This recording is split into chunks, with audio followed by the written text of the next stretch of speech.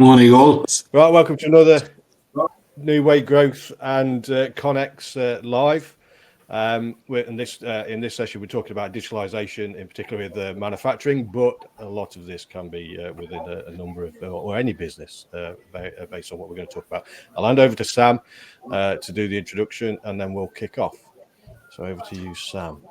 Brilliant. Thank you very much. As always, the idea behind these sessions is to share some of our ConeX insights with the wider link audience. So please do feel free to engage, comment, ask questions as you go. You should have a little comment box alongside this video, so please feel free to jump in there and ask your questions and add your comments and ideas to the panel. As Adam's just said, we're talking a little bit around digitalisation within the manufacturing SMEs today. Personally, I've noticed it be a bit of a buzzword. It's been very much talked about. And what I want to try and do here is actually bring some case studies together, talk about this with the panel, and really work out what our manufacturing SMEs can actually do, where they can gain quick wins, where they can get some of that low-hanging fruit, where they can really start moving forward in this, rather than listening to stories where everyone has to digitalize in the next however many. I mean, it's just not realistic. We need to start talking about how we can do it and where we can support one another, essentially. So during this conversation, I will put a link in the chat where anyone can upload their case studies, their ideas, their evidence of where they've digitalized at some point along the journey, and where we can support one another, essentially. The plan here is to build a bit of a group case study, which we can push out to the wider audience, the wider manufacturing SMEs, and actually show where this works and show a bit of evidence. So I think to start with, we'll go around the room and do a very quick introduction for everyone on the panel. So I'm just looking obviously at my screen as I can see, so I'm going to start with Pete, if that's okay.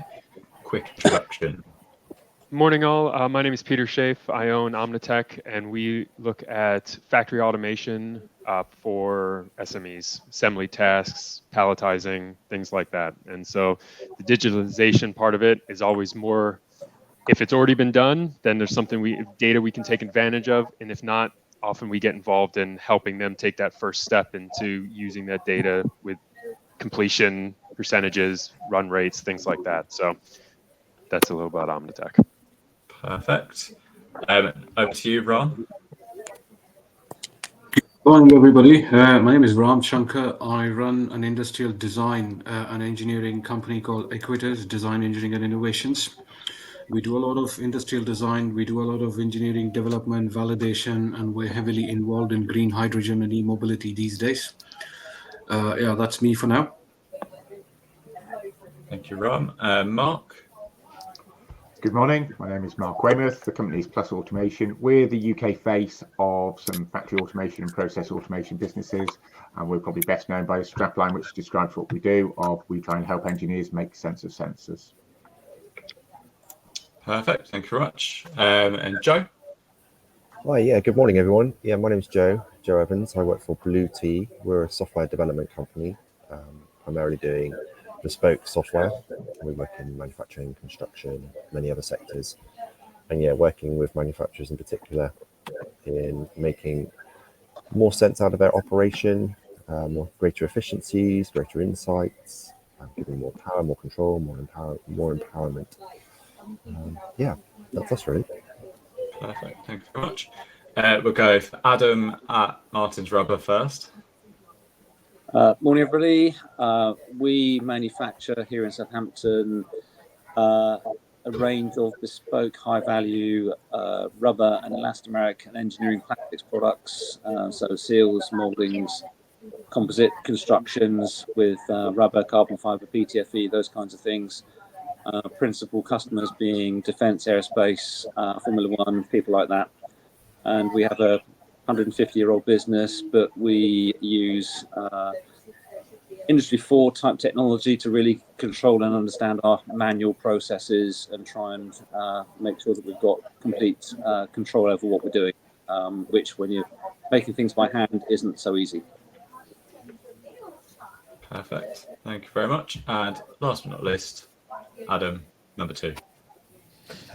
Yeah, morning everyone. I'd say Adam Payne, but most of you know me anyway on here and on the profile and the connections. I have New Way Growth, but I also have Factory IQ from a digitalization point of view. So this is a MES, manufacturing execution software, and 24-hour machine monitoring that we do as well. But I've got other businesses, but we won't go into that. So we'll crack on. Perfect. Thank you very much. So I brought everyone here due to their expertise in the digitalisation world and with some ideas and case studies. So I think the first thing that I'd like to discuss is kind of removing this myth, I would say. I know, Ram, we've discussed this in the past, that there's a lot of noise out there around digitalisation, and I think it's, we need to start to actually work out what it is, what it means for an SME, and what they can start really doing, rather than saying, oh yeah, you're gonna, in 6 months' time, you're gonna have a nice fully automated production line and it's all going to be all singing and all dancing. And realistically, are many manufacturers at that point yet? Is that a question for me, Sam? It is a question for you, Ron, right? And your general opinions and ideas.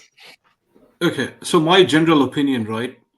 Let's park digitalization on the shelf for the next 2 or 3 minutes. If I can take you back a few hundred years, a lot of the factories we were using manual, right? We were using literally manual labor to turn things around and do everything. And then steam came along, right?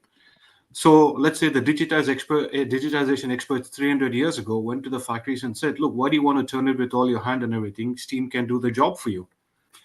And then at that point of time, steam was what is called the hot technology, the equivalent of the digitization we have today. And a lot of people took to it straight away. And some people took some time before they could bring steam-powered machines into the factories. Fast forward another 200 years, let's say about 100 years ago from today, along came electricity. And then the next wave of, let's say, digitization experts, as you call it, or technology experts said, look, steam is a bit old, but electricity is here. It'll make it a lot more efficient, help you a lot more, and help you better than what steam could have done. So the point I'm trying to do is today, AI and automation, digitization are at a phase where steam was 300 years ago and electricity was about 100 years ago. The point with steam and electricity is they weren't there for their own sake of existence. They genuinely added a lot of value to people who are willing to switch to steam power and switch to electricity. So keeping in line with that logic, digitization is essential, but only if it adds value to the inherent core processes of an organization. Somebody shouldn't go digitization because everyone around them is going that way. And not all digital technologies are applicable to all companies of all sizes. So if you talk to 10 different digitization experts, each with his own, let's say, flavor of digitization, they will obviously pitch their own services and solutions, regardless of what will add value to the end client. And first thing we need to understand is digitization is going to take over. It's already doing a lot of good things. The more important thing for all of us as, let's say, users and service providers in this realm is to understand what the end customer needs and how digitization will actually add value to them, rather than pushing what we have and shoving it in the face and say, this is what you'll use. For me, that's what digitization is, or how it should be implemented. Perfect. I knew you'd have the right response. So it's ultimately, it's not a one size fits all. It's working out what's right for your business, what's going to get the right outcome and actually going to return that investment and support your business grow, rather than, as you say, doing what everyone else is doing for the sake of it. Has anyone else on the panel got any kind of comments around general overview of what you see digitization is and how it can help SMEs? Well, I was just going to jump in on with Ram's point of meeting what they need and adding value. And what what I say may be controversial in that I think Excel gets a bad rap. When you're talking about digitalization, it's like, oh, I'm still using this Excel thing, and I'm like, and from my side, I think meeting an SME or a factory floor manager or whatever it may be, where they are right now is the most important step. And if they're at a point that they're using all paper processes, they've got literally a piece of paper that walks down the line that stamps each stage, that's their process right now. Making a leap to something that is cloud-based and whatever else might be a step too far for them at this point. So, an intermediate ground like Excel in some cases might give a form that now you can migrate to a cloud, in 6 months or 12 months or whatever. Now, obviously, if they're at a place where they've got Excel and the F1 team that has 26,000 or 200,000, whatever it was, parts in an Excel sheet, you've missed the point where you need to move on to the next level. But from my side, I think meeting them where they're at right now and finding something that they're comfortable with stepping is a really useful thing to be able to get that first step going. I think that's exactly it. I think because of all the noise surrounding it, people are saying you have to be here, you have to get to this point, you have to get to here, but there's no one talking through what we can do today to actually start you on that journey. It ultimately it's a long journey to get to where people are visioning some of this stuff to be in place, but it's how we can do things as soon as possible to start helping your business. And if that does mean switching on to an Excel spreadsheet, so be it. It's ultimately it's an improvement, and that's what we're trying to do. We're trying to improve and grow.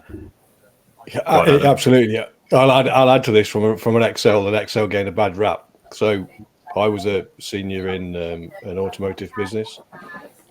We operationally ran the 45 million turnover business off of Excel, and my team built the Excel, and we were operating big data through Excel back in the mid-90s. And it calculated our OEE, it calculated our first time through yield. I had it calculating our volume, our TACT, our OEE appliance into that to give it a performance across about 30 cells. So it is, for me, it is about understanding where you are, what problem you're trying to solve at that particular point, and how you can adapt it. And it's about, like I say, it's about how you take data to impact how work gets done. So the problem that you have. And I've said before is this, we call it industry 4.0, I think they call it about 4.5 now, I think, in some cases.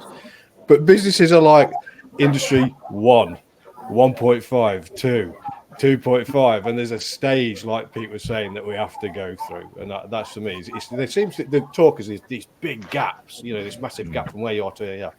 No, it's not. It's about solving the problems in front of you, and can digitalisation do that? That's my opinion. Exactly that. And no, we are not sponsored by Excel, but we are seem to be talking about it a lot. Joe, did you want to jump in there? Yeah, I think these are all really, really important points, actually. And very often what we're talking about is not massive leaps. It's about taking small steps up a ladder, and it's about finding those pain points within your organization. Yes, there can be a significant efficiency change, or a significant way you engage with your client, which can just be an iterational change, internally, and that could be about finding ways to kind of move away from these very competent pieces of kit. Excel, it definitely does a good job in what it's supposed to do. And it's about, right, okay, well, there could be a transition road we go on here, and how do we start to kind of think about what those changes could be? And we're not talking about massive leaps, because those are important and significant further down the line, with a lot of new technology which is on the horizon. But if you're not starting to kind of think about, okay, well, what can we start to kind of take in slowly and gradually, then those things are going to be way off for a long time. Yeah. No, again, completely agree. It's finding the right people to support you on the journey in these incremental steps, ultimately. I'm going to go to Adam at Martin's Rubber. As a manufacturer, as a producer of components. Where would you say you are on this journey so far? I think we are pretty well along the track. I always like the Clive Woodward quote back from when he was at selling computers in Australia rather than running the England rugby team. When he said in that business, was it Unisys or somebody? Those that win at the data tend to win. And he applied that to the rugby team as well, and proved to the players that what they thought about where the space was on the rugby field and what they thought about the up and down time between kicks and rucks and scrums, do it with the data and you work out where the weak points are of the opposition. He had cameras all over Twickenham filming opposition teams before they even realised that was happening to understand and analyse the data. From our point of view, we thought we knew what was good in our business. We've been making rubber mouldings for a long time. We know how long it takes to cure a piece of rubber. We know what the shot weight is. We know all this kind of stuff. But it wasn't until we collected data real time. We introduced a shop floor data collection system called MESTech, probably 5 or 6 years ago, maybe even longer than that now. And the brief with that was, can we collect data more quickly than writing it down with a pen and paper? Because that's the only way we're going to get consistently accurate data from the shop floor. And we display to the guys and girls at each operation stage the information they need, the drawings, etc. But we're collecting the time and material at the same time. We thought we understood our costing process, but it wasn't until we started getting real-time data back from the shop floor that we understood we'd massively underestimated the amount of time it takes to trim a rubber molding sometimes. So you'd be looking at a product here when you're trying to cost it out. Yeah, I reckon that's going to take 15 minutes to mold and then maybe a minute to trim. And we were getting numbers back from the shop floor, 10, 15 minutes to trim. And we're going down saying, how come it's taking this long? And then you look at what they're doing and you think, Christ, it really does take that long. So we've had to really massively change our costing models. And we now compare directly expectation to actual, and every day at 5 o'clock we get a report out that says what we've shipped today, how do we do expectation to actual. And that kind of business intelligence has really driven our systems and our strategy. Actually, we've changed our strategy quite dramatically away from commodity low value products where we're not making enough margin to really focus on high value bespoke manufacturing, which is where we actually have a sweet spot. So I take the point completely about Excel, because unless you're measuring stuff and then analyzing it, you really can't direct a business. And the difference we've made is we've made collecting our data and making sure that is as accurate as it can be probably the number one task, so that we've got quality data that we can then try and work out what that is telling us and do something about it. And I think any business these days, you have to have that level of accuracy to start with before you start sending yourself down the wrong track. We had to eat a lot of sacred cows. I've been in this business since I was born, and I thought I knew what we were doing. But once the data starts to question that and you go, hang on a minute, can I prove that? That's when you really begin to get control and direction over a business. What made you make that initial jump to actually getting some software and actually starting this data tracking? Was it something internal? Was it, I don't know, Yeah. did you speak to someone? Did someone come to you? Was it just a general internal director decision? What made that happen? I think it was total frustration. We at the time we were also manufacturing expanded foam, polyurethane foam products, which is a wet spray process into a mold, and then you pour in this 2-part mix of polyurethane and isocyanate, and it foams up and you make a lovely molding. Sort of things that you see on armrests on chairs. But you're dealing with a horrible bit of chemistry with not particularly nice volatiles and stuff. And we could never work out why we could never be consistently in control of the processes or in control of the quality of the product either. And that's when we really said, look, we've actually got to start measuring stuff, because you just don't know where you are with any of it. And what that proved to us by trying to get a system like MESTech in was that once you've got that data, you can actually make a positive decision about what's going right or wrong. and that's why we no longer do polyurethane foam molding. Perfect. So yeah, so that, I mean, that goes back to similar to what Ron was saying, in terms of finding the best fit for you, not just doing it because everyone else around you doing it, and really definitely. working out why you need to go through the process. Yeah, and if you look at other businesses, I'm a Vistage Group member, and we've got businesses from software through to recruitment, and also a guy that runs a pet cemetery, and everybody's trying to measure their data and figure out what is going right or wrong, and actually direct their businesses more proactively through trying to get accurate data and then do something correct with it. So for us, I mentioned Industry 4. Yeah, is it 4.5, 5.3, or whatever it is now? But we've actually attached sensors to our manual molding presses to look at button presses, to look at hydraulic pressures, to look at power consumption, as part of an Industry 4 project run by Thales. And so we're now actually able to really monitor what the guys are doing, because you have a customer come in and they say, well, how can you be sure that this guy who's basically using an egg timer to run this process is being consistent? And yeah, it's a tough question to answer, but until you've got all this independent data being collected off the machine, that's the first point at which you can prove, yes, we have a controlled process. It's easier to do if you've got a PLC controlled machine where you've got all those outputs coming out. But in our situation, we chose the worst possible scenario, which is a manual machine literally being hand driven by a guy. How can we control that process? Perfect. Yeah, that's a really good kind of application story of evidence-based results. You can literally say, this is where we were before, this is what we were doing, this is what we were getting, and now this is where we are today, and it's proven value in that digitalization journey. Yeah. But equally, I think I'd also say it is about like AI. The amount of people that are going, oh, you must use AI these days because it's trendy. Yeah. And I think the point's been made very well earlier in the conversation. Digitalization for its sake isn't what you should be doing. It's actually using the tools, and some of them really very simple but very effective, to figure out what the hell's going on.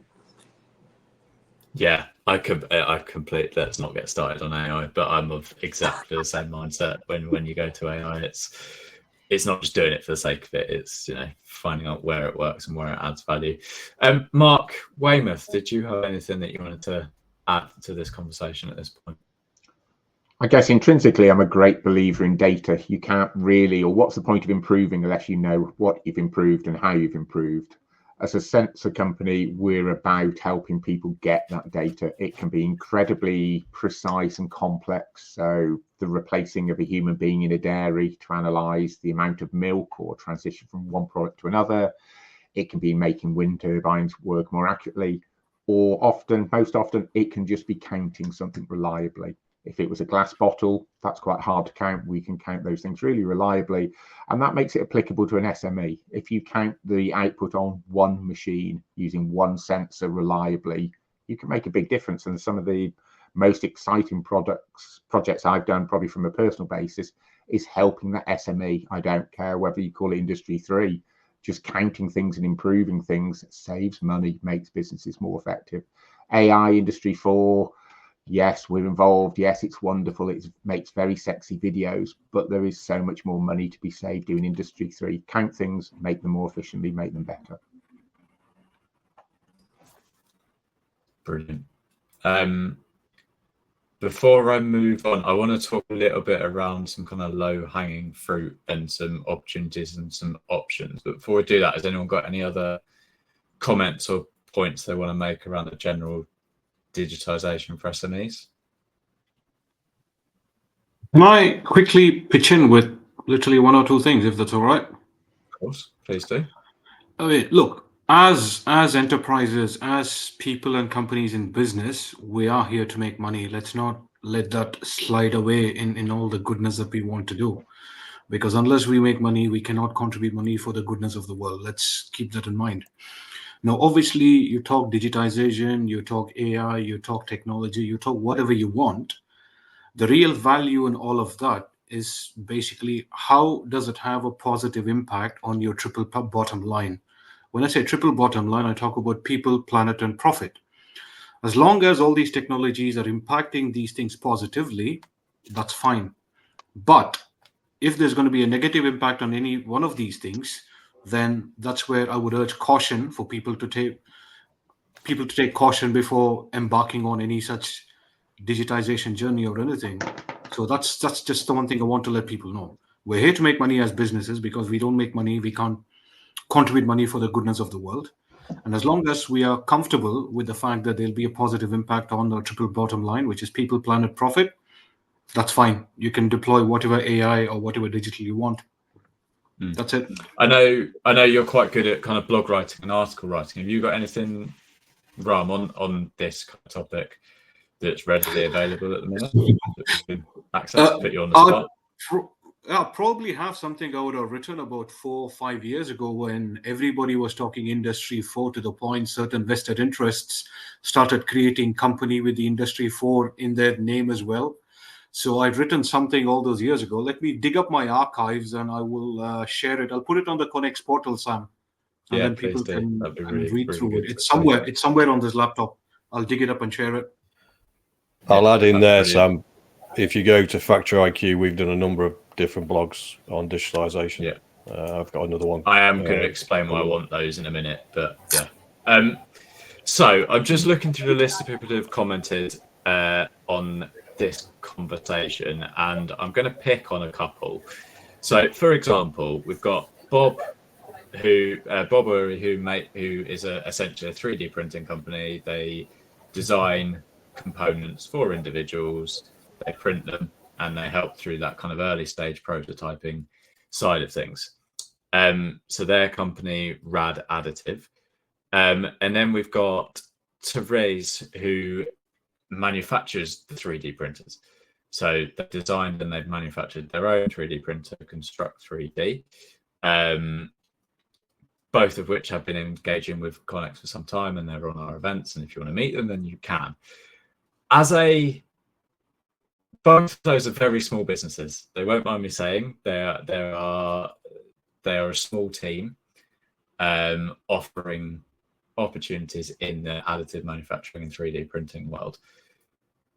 I know, they probably do have digital processes in place, but as a small business offering those sorts of services that probably don't have day-to-day time, they're probably incredibly busy working with clients, working with customers, improving their own manufacturing process. Is there any low-hanging, quick wins that you think these types of people could be looking at in terms of that day-to-day management, day-to-day improvement, kind of digitalization stuff? Because obviously everyone's saying, let's get to Industry 4.0, let's have all of this system fully automated, and let's go from A to B, like this. Realistically, not going to happen for a small SME if we want them to start this process. So have any of you on the panel got any kind of ideas of some quick wins, some low-hanging fruit that they could be doing? Obviously, we haven't dug too deeply into their process. I don't know if they're using paper, I don't know if they're using Excel, but what sort of things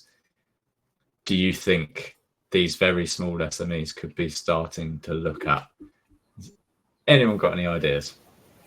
Yeah, I suppose one thing I would think of maybe first, how to prioritize things is very difficult. You'd have to need to look at different stages and understand what your priority would be among those stages. But to think of material costs as they're fluctuating so much and putting people under a lot of pressure, if you know what you've purchased items at what cost, so that you can reflect that in your costings. That could be a very useful one to look at first. That would then influence into your stock control, how much you're keeping in stock and at what cost level, and how you can price that to the customer to make sure you're getting the best value to them. Would that be something people would agree on? Yeah, I think so. I know Bob does a lot of stuff with testing materials, spreadsheets, and tracking time and data and numbers of how long each print takes, how they can improve that process, and whether that's a new machine that can improve that process, whether it's a new material. I know he does quite a lot of that stuff already. which is quite interesting to have a chat and learn a little bit more around that. Pete, I know you unmuted yourself, as well, all of you have now, so who wants to go next? Well, I was just going to jump on with from Adam's point earlier about how they were checking their trimming times against what they were actually getting, and now they're running a report of what you expected versus what you actually did. You can't do that without the data of what you actually did and what you thought it was. And so I think with any sort of quoting process, having that data to check in on, yeah, this is what I thought I was going to do, and yeah, this is what I actually did, is a great place to start, because you're already doing all that work, and it's usually a very small, and there's lots of tools to be able to track that bit of data with most, especially online processes, and being able to check that. And that would give you a place, at least, even if it's not an efficiency improvement, it is at least then ensuring that you're doing the right things, choosing the right products to push, or choosing the right products to give to your customer or provide to your customer. So I think that is a great place to start with an easy thing. Yeah, I mean, when I was involved in a kind of 3D printing business, there was so much time involved in just ordering where everything was going and tracking orders, and just a simple case of boxing things and packaging things, which aren't necessarily thought about in that early quoting stage. Like, it can add hours to your day if you've got a busy day and you've got loads of orders coming through that all need to be boxed and sent to different addresses. That's that could easily take out an entire day just sorting all of that process out. And I think as a small micro SME, adding that time into your quoting process is really important. But how would you know about that until you start tracking it and actually realizing that? And I think that's definitely something that could be looked at. Adam?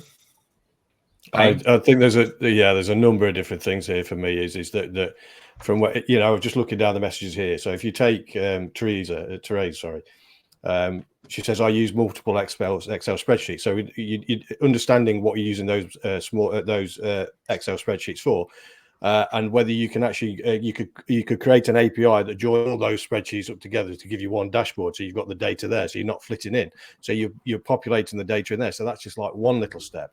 But it depends on where the pain is for me. As a micro businesses, we want to own, we want to grow. So we need that consistency and lead generation, things like that. So what can be done in marketing? So you can apply social media, you can apply automation to social media, into lead magnets, into that.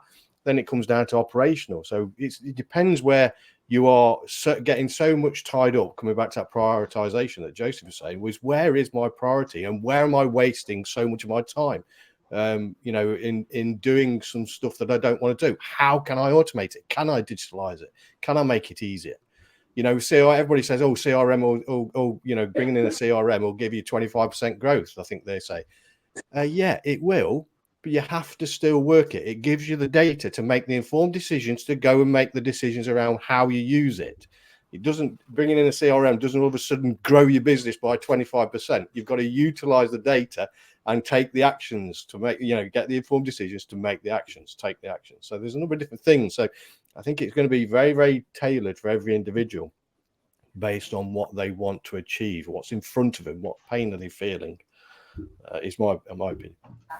Some of it as well, I think, from what Ram mentioned about people, and I think that's really important. If people have a fear of using, this giant Excel spreadsheet, that in itself can cause a bit of a bottleneck.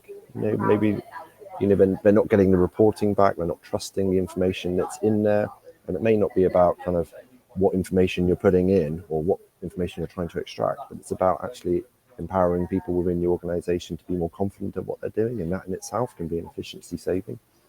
So we're looking to step away from this giant Excel spreadsheet into a piece of software. It might just be that little piece that you need to empower people into a more efficient way of working. I think that's key. We've got so much data now around the business that the low-hanging fruit, if you like, and it's really difficult, is to take that step back and right away from all the minute data that you're looking at, and actually, do I understand the big picture? what are the 4 most important things that I need to measure and then communicate around the business to my people that actually drives progress. There's all sorts of minute things on a particular work center or a particular department that you can measure and give information, but what's the really big picture stuff that says, actually, if we get this number in a better place, that means the business is moving forward, or if this number's not looking so good, then we're getting dragged backwards. That's a really tough thing to get right, and we've put a lot of time and effort into that over the last 3 or 4 years to really give clarity at a strategic level that we can then share across the whole business. Everybody knows if we're making progress or if we're not making progress, and the 4 measures that we've chosen, everybody at whatever level of the business can actually affect at least one of those things. And so trying to get that, step back and take that helicopter view. We've got all this stuff going on minute by minute by minute. Which ones are the really most important bits that inform us about whether we're making positive progress in the business? Really tough to do, but really important. I think my piece of advice, sorry, I was going to say, for whether it's a micro SME or a much bigger business, data and measurement is key, but the next stage I would recommend anyone to do is just try and visualize it. Human beings don't like Excel spreadsheets. So whether you're doing just basic conditional formatting, bar charts, pie charts, yes, we all would prefer to move to a dashboard and a panel, but just start out by trying to visualize things and start spotting what doesn't make sense, what changes. If you think back to the 1960s and an aeroplane cockpit, there are 20 to 40 dials that a pilot is looking at. He's not looking at 20 to 40 dials. He's looking at the dial that is different. So trying to visualize data is what makes human beings make decisions. Yeah, exactly. And it comes back all the way around to what we were saying at the very beginning, that you're not just doing this for the sake of it. There's no point implementing all these tools and software and CRMs and monitoring systems if you're not actually going to use the data for any use. If you're just going to do it because you've been told to do it, but then you don't actually update it, or you don't look at the results and you don't make changes based off the results, then why did you do it in the first place? And I think that's the thing that we need to start working out with people, with these micro SMEs, with these companies. Why are you doing it? What do you want to achieve? What's the problem that you're trying to solve? And then let's work out where the best fit is to actually move them forward as a business. I think hopefully by doing what we're going to be doing over the next few weeks, we can start to help with some of that. So the idea here is that we've got a very simple online form that we're looking for people to fill in who have already gone through some sort of process. However small the process is, if you've digitized some way and you've got evidence that it's supported and helped your business, then we're essentially looking for those small case studies. You don't have to name the business. We don't have to do any of that. We just want to know what the process is that you've gone through and how it's helped. So once we've got, essentially that's our data gathering exercise. Once we've gathered that data, we'll then be able to put that out to the rest of the membership and the wider manufacturing SME community to try and talk through some of these stories. It's essentially an evidence piece to help people along this journey. So these, as I say, these stories can be very small, moving from paper to Excel. They can be, bringing in full systems to support. If there's evidence there that it's worked and there's proof that there's a return on why you've done it, then that's what we're basically looking for. So I've got a simple Google form for people to fill in if they're interested. As I say, it can be completely anonymous as long as there's a numbers game there in terms of why it's worked and what you've done. And I think the rest of the kind of wider community will find that very useful as we start to move along this journey and start to help some more people in this SME world as much as we possibly can. Has anyone got any last kind of closing comments? We're coming up to 40 minutes, so we'll look to bring this together, bring this to a close. Anyone want to add anything before we close? I was just the one thing I wanted to bring up with is the approach that we take with factory automation as well, but it's kind of a lean approach. The idea of you don't want to automate a wasteful step, right? If you're it's taking that approach. And I think on the digitalization side is the exact same thing. If you get that, start collecting that data, find out where things that make sense to digitize are, but approach it in such a way that you are getting rid of waste in order to do it. You know, if there's a form that gets walked around the factory, all right, there's an easy place to digitize because now that person doesn't have to walk around the factory or whatever it may be, or back and forth between the customer, give you one place to, like, you know, emailing back and forth, you put all the information in and it's all there, you know. So I would just encourage a kind of lean approach to digitalization, because I think it will stop rework as well from the point you go, oh, actually, I never needed to do that. So that's the mindset I would take going into it. Yeah, I'd add to that as well, because I've come across this in an experience recently, is that questioning why you are doing something. So one in particular was, we're going to, from a data point of view, we can club all these products together on our work to list to minimize the changeovers, and we want that ability to do that. Ask why. Why do you want to do that? Because the changeovers are too long. Right. Address the changeover then. Don't just hide that problem. And that's some of the things that I've witnessed within some of the digitalization side. We suffer massively from the hidden factory. Massively. I think the average OEE rate across the UK is between 45 and about 65. The target is 85. If you're low volume, I'd go higher than that. And we need to understand that, because what we'll do is we'll go out and spend money on capital expenditure thinking that we haven't got the capacity. Yet you have got the capacity. The data will set you free on that, and you need to ascertain the data, understand the data. Don't hide things. So I'm absolutely with Peter on this. Lean the operation out whilst you're doing it, whilst you're looking at it. Yeah, I think that also kind of feeds into the culture you're trying to create from the top. As a business leader, what sort of culture are you trying to create within your business and your operation, and like that? And yeah, both my friends have just touched on that. I think really that's really important. Yeah, brilliant. If I can add a couple of closing points, not as an engineering or a practicing engineer, but more as a mentor advisor to some of the companies in the non-engineering manufacturing space. Typically, when we talk about data will give us useful information. It'll give us trends. It'll give us patterns. It'll give us behaviors. And if utilized correctly, it'll also tells us whether the processes we have in place are working, are effective, efficient, or not. And the best use of data, regardless of how you get it and how you gather it, is to understand what it's trying to tell you. And that is where the real value of human intervention is. No matter how much you have technology, understanding what the data is telling you and making, let's say, sense of not just sensors, but also data is where we people come into play, if that makes sense. And that's where the human ingenuity comes into play. So you can use all the technology to get as much data as you want, but if you're not understanding what it's telling you, then everything else will be absolutely pointless.